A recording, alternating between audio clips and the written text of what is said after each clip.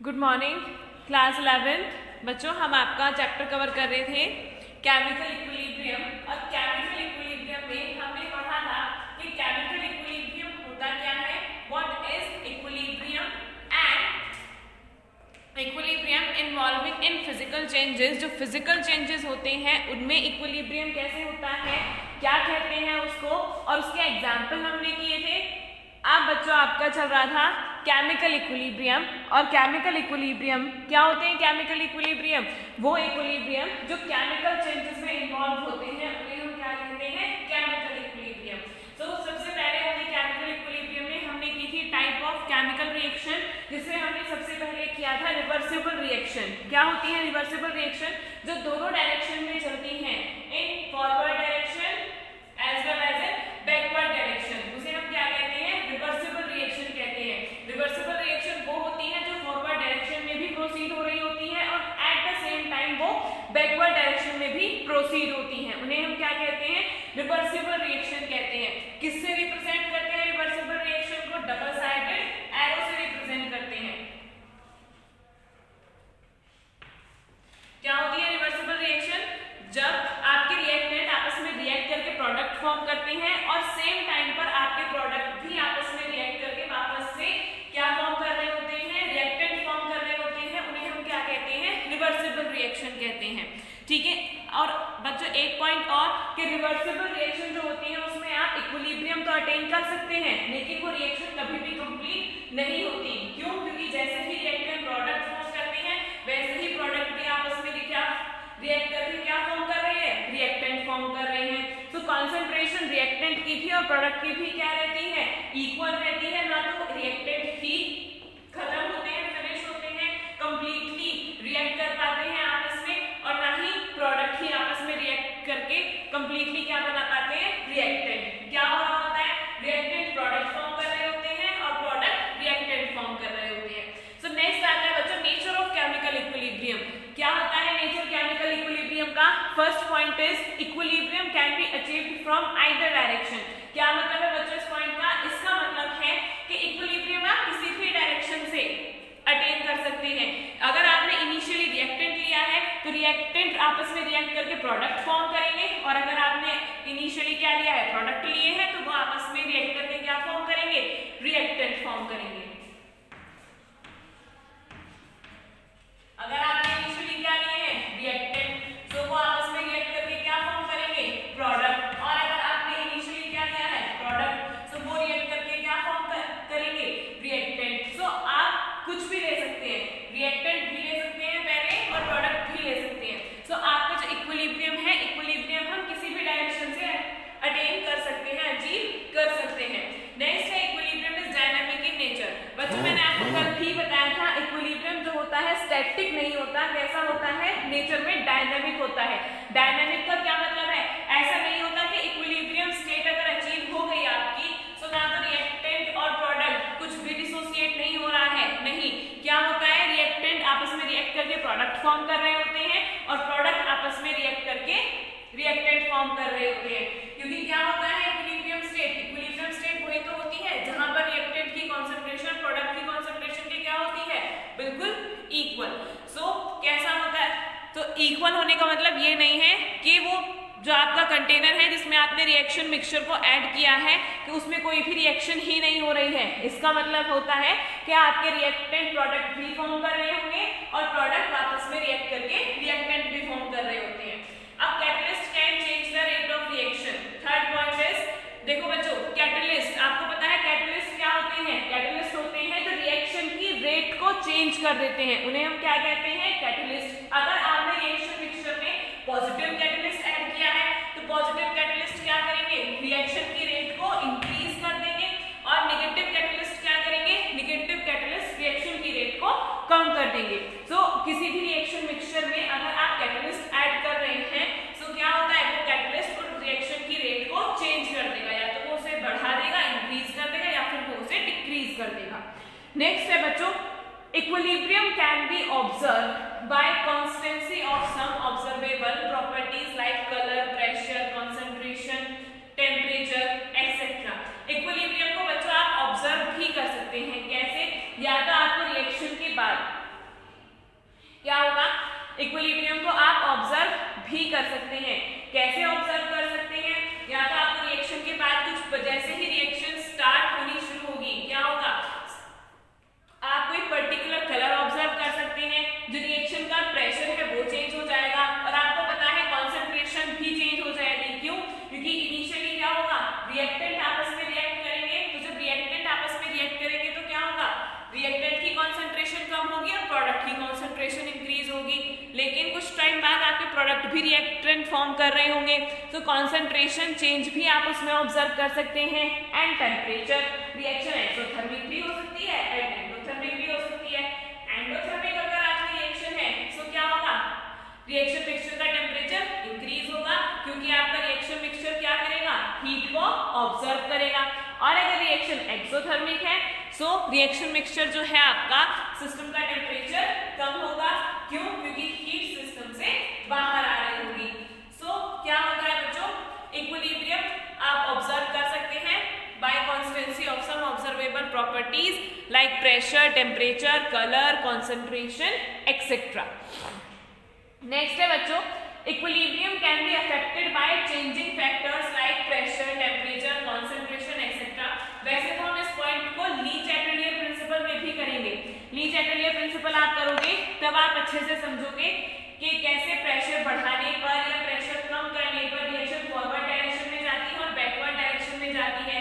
Temperature अगर आप बढ़ा रहे हैं या टेम्परेचर आप कम कर रहे हैं, कुछ रिएक्शंस ऐसी होती हैं जो टेम्परेचर इंक्रीज करने पर फेवरेबल होती हैं और कुछ रिएक्शंस ऐसी होती हैं जो टेम्परेचर डिक्रीज करने पर। रिएक्शन एक्सोथर्मिक है या फिर वो एंडोथर्मिक है। कॉन्सेंट्रेशन है, कैसे आप रिएक्टेंट की कॉन्सेंट्रेशन इंक्रीज करते हैं, सो आपकी जो रेट है वो चेंज हो रही है या नहीं हो रही है, प्रोडक्ट कितने बन रहे हैं और कितने कम हो रहे हैं। सो ये क्या होता है बच्चों, इक्विलिब्रियम को आप चेंज कर सकते हैं प्रेशर, टेम्परेचर, कॉन्सेंट्रेशन, इन सबको चेंज करके। ये हम और डिटेल में ली-चैटलियर प्रिंसिपल में करेंगे। सो नेक्स्ट है बच्चों ग्राफिकल एनालिसिस।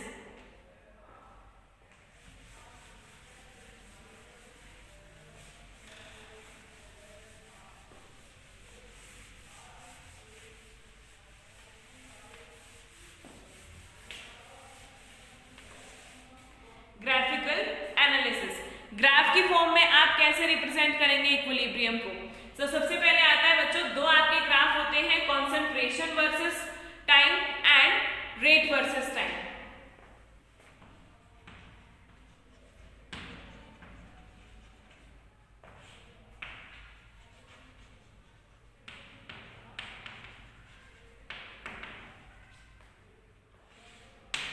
ग्राफिकल रिप्रेजेंटेशन, तो सबसे पहले हम करेंगे बच्चों कॉन्सेंट्रेशन वर्सेस टाइम।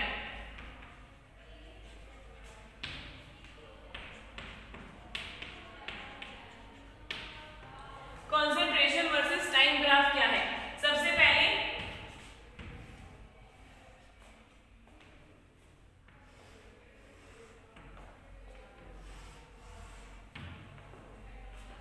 तो ये क्या है बच्चों, concentration versus time.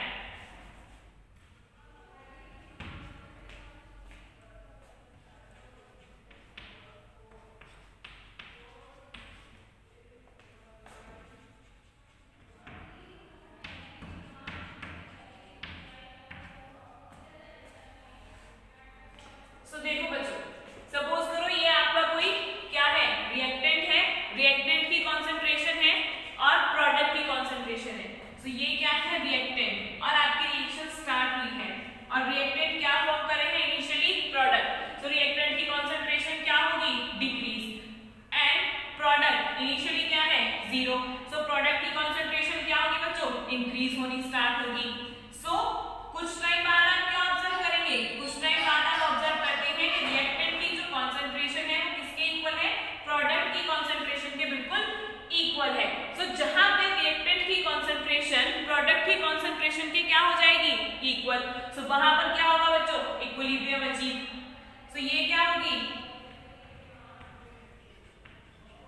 Equilibrium state. सो ये क्या है, रिएक्टेंट की concentration, concentration of reactant and concentration of product.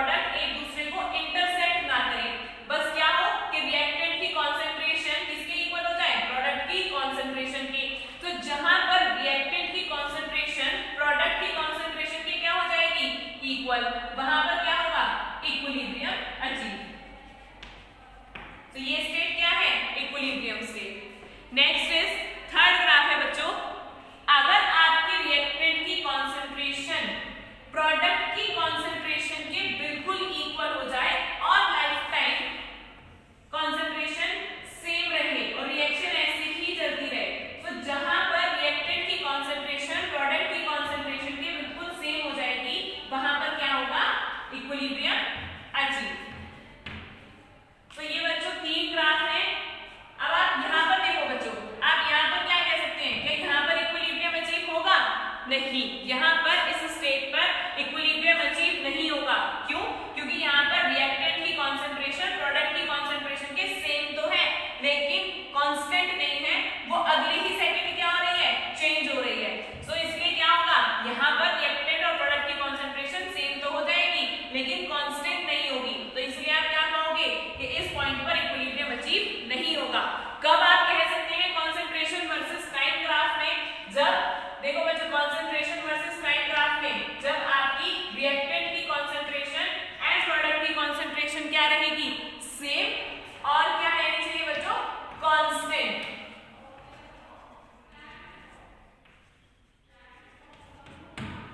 तब आपकी कौन सी स्टेट अचीव होगी, इक्विलिब्रियम स्टेट। कब?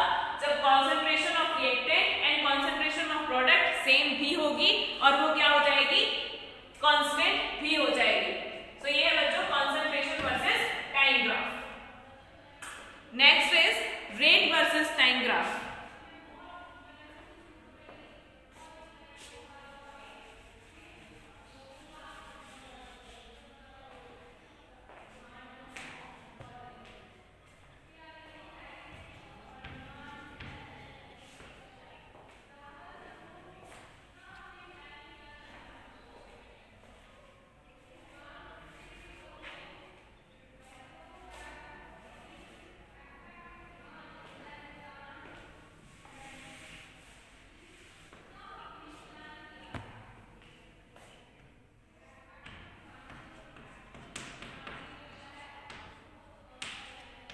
रेट वर्सेस टाइम ग्राफ के लिए क्या कंडीशन होती है बच्चों, रेट वर्सेस टाइम ग्राफ के लिए जो फॉरवर्ड रिएक्शन की रेट है वो किसके इक्वल होनी चाहिए, रेट ऑफ बैकवर्ड रिएक्शन। जब आपकी रेट ऑफ फॉरवर्ड रिएक्शन किसके इक्वल होती है, रेट ऑफ बैकवर्ड रिएक्शन के, सो रिएक्शन मिक्सचर में क्या होता है, इक्विलिब्रियम अचीव होता है। कब होगा इक्विलिब्रियम अचीव, जब रेट ऑफ फॉरवर्ड रिएक्शन किसके इक्वल होगी, रेट ऑफ बैकवर्ड रिएक्शन के। तो यहाँ पर आप देखो बच्चों,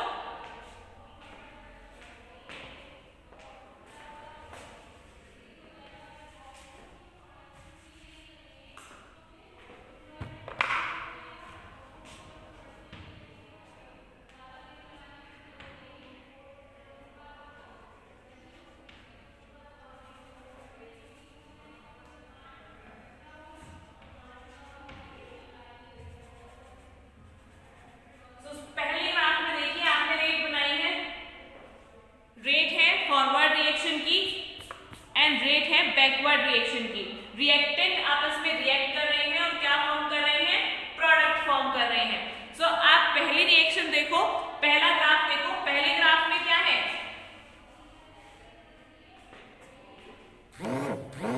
ये फॉरवर्ड रिएक्शन की रेट है और बैकवर्ड रिएक्शन की रेट है, टाइम के साथ क्या हो रही है, चेंज हो रही है। सो क्या इस रिएक्शन में इक्विलिब्रियम अचीव होगा, नहीं।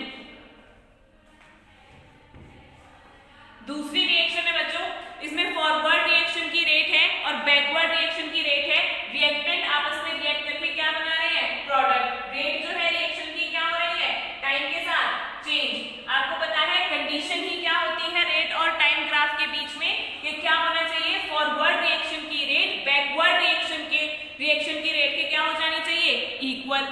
लेकिन अगर आप बच्चों यहाँ पे देखो, आपकी फॉरवर्ड रिएक्शन की रेट और बैकवर्ड रिएक्शन की रेट यहाँ पर क्या हो रही है, आप कह सकते हैं सेम है, लेकिन अगले ही सेकंड क्या हो रही है, वो चेंज। तो यहाँ पर क्या इक्विलिब्रियम अचीव होगा, नहीं। लेकिन आप थर्ड ग्राफ में देखो, अगर आपकी फॉरवर्ड रिएक्शन की रेट बैकवर्ड रिएक्शन की रेट के क्या हो जाए, बिल्कुल सेम, और वो लाइफ टाइम क्या रहे, ऐसे ही रहे, तो क्या यहाँ इक्विलिब्रियम अचीव होगा, हाँ। क्यों? क्योंकि क्या होगा, जहां जिस पॉइंट पर आपकी फॉरवर्ड रिएक्शन की रेट बैकवर्ड रिएक्शन की रेट की क्या हुई, बिल्कुल इक्वल हुई, अब वो क्या रहेंगी, ऑलवेज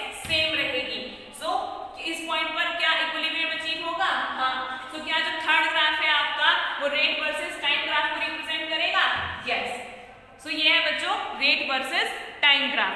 फर्स्ट रिएक्शन में क्या होगा, फॉरवर्ड रिएक्शन की रेट एंड बैकवर्ड रिएक्शन की रेट क्या हो रही है, चेंज। सेम है सेकंड ग्राफ में भी क्या हो रही है, चेंज हो रही है, सेम नहीं है। लेकिन थर्ड ग्राफ में देखो फॉरवर्ड रिएक्शन की रेट बैकवर्ड रिएक्शन की रेट के क्या है, बिल्कुल इक्वल है। और क्या होगी अब आपकी रिएक्शन,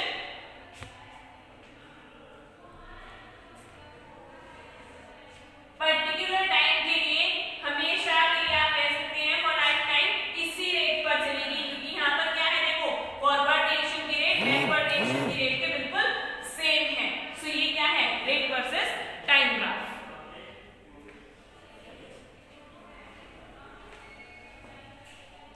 नेक्स्ट है law of mass action.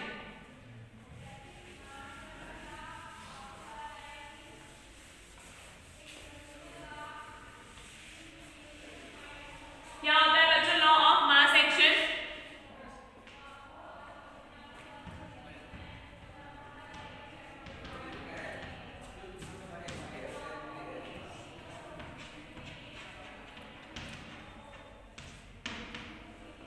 Law of mass action की जो रेट होती है किसकी, रिएक्शन की, वो डायरेक्टली प्रोपोर्शनल होती है। The rate of reaction is the rate of reaction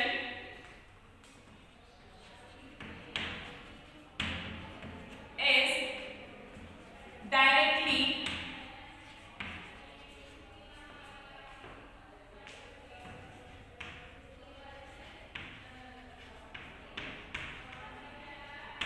proportional to the concentration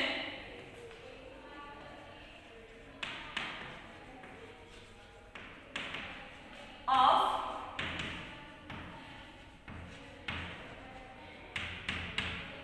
reactant।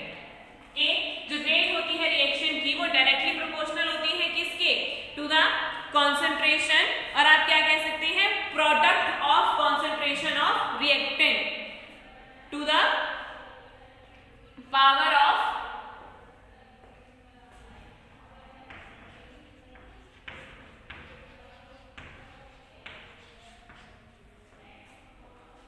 to the power of respective stoichiometric coefficient।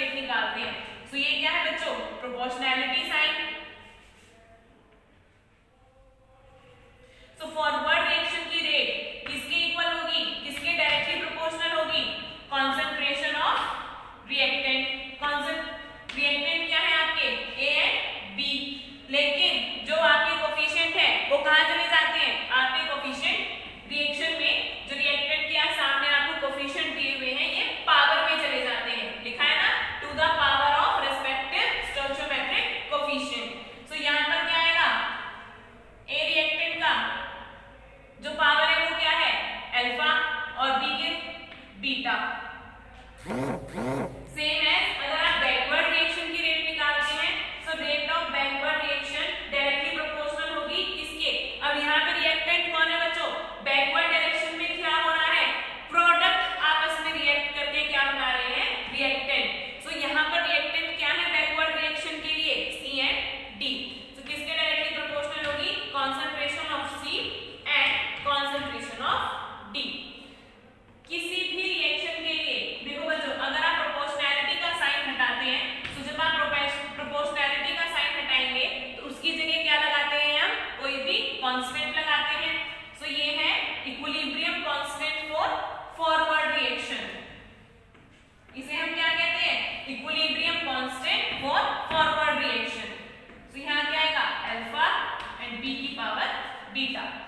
यहाँ पे अगर आप प्रोपोर्शनैलिटी का साइन हटाएंगे तो क्या होगा?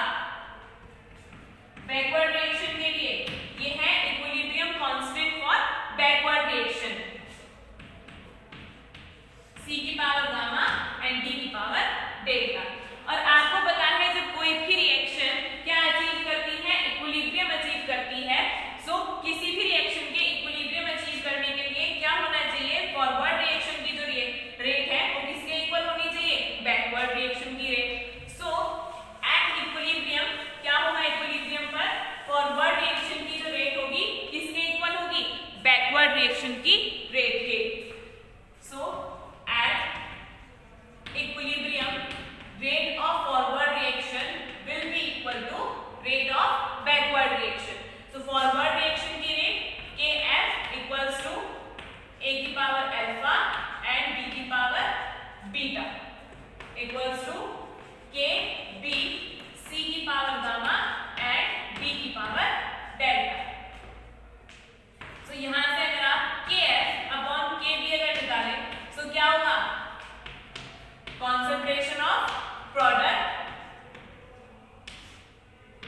and concentration of reactant. बच्चों ये जो कोफिशिएंट होता है, ये जो कांस्टेंट होते हैं आपके, constant equilibrium constant for forward reaction divided by equilibrium constant for backward reaction, इसे हम रिप्रेजेंट करते हैं Kc। Kc क्या होता है? ये है equilibrium constant for the reaction. So बच्चों जो रेशियो होता है किसका? फॉरवर्ड रिएक्शन के इक्विलिब्रियम कांस्टेंट का एंड बैकवर्ड रिएक्शन के इक्विलिब्रियम कांस्टेंट का किसके इक्वल होता है? Kc के। और ये क्या है? Equilibrium constant for the reaction, particular reaction in terms of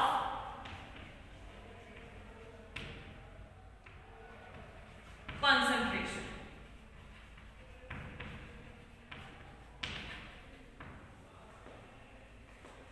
ठीक है? सो ये है बच्चों law of mass action.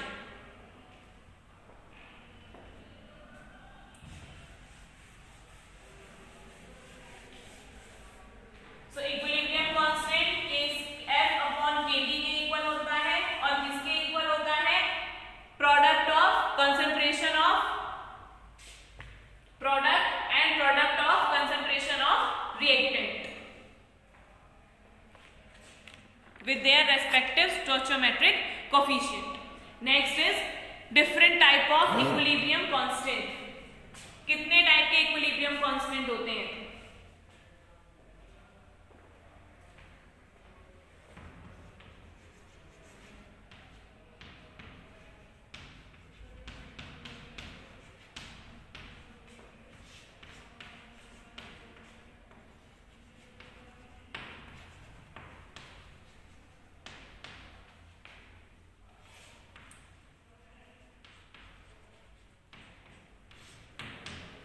To type के इक्विलिब्रियम कांस्टेंट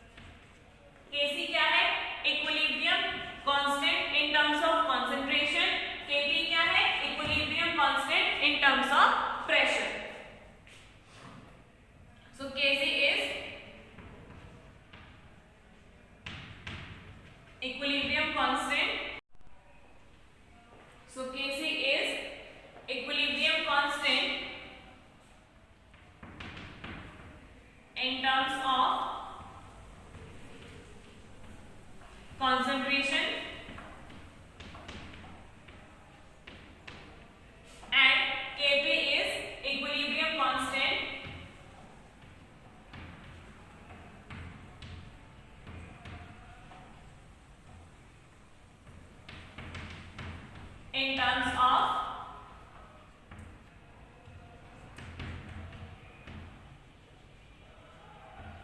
pressure. So किसके इक्वल होता है बच्चों? Kc. अभी अभी आपने पढ़ा है product of concentration of product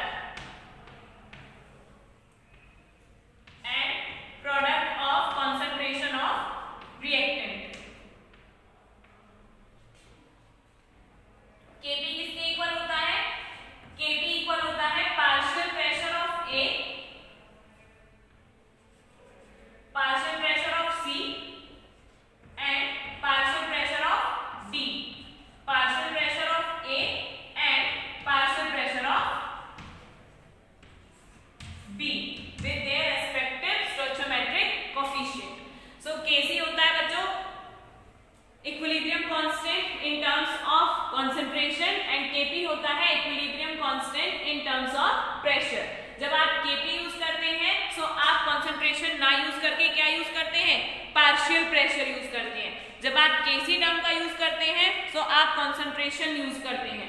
ठीक है, एक्टिव मास किसका? प्रोडक्ट का और रिएक्टेंट का.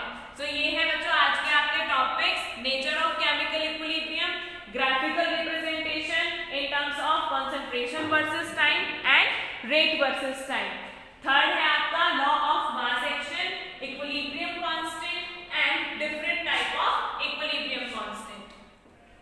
आपकी एनसीईआरटी में जितने भी क्वेश्चन दिए गए हैं रिलेटेड टू केमिकल इक्विलिब्रियम आप उन सबको कवर करेंगे, उन सब की प्रैक्टिस करेंगे और जितने भी आपको डाउट्स हैं, जो भी आपको डाउट है वो आप लाइव क्लास में पूछेंगे.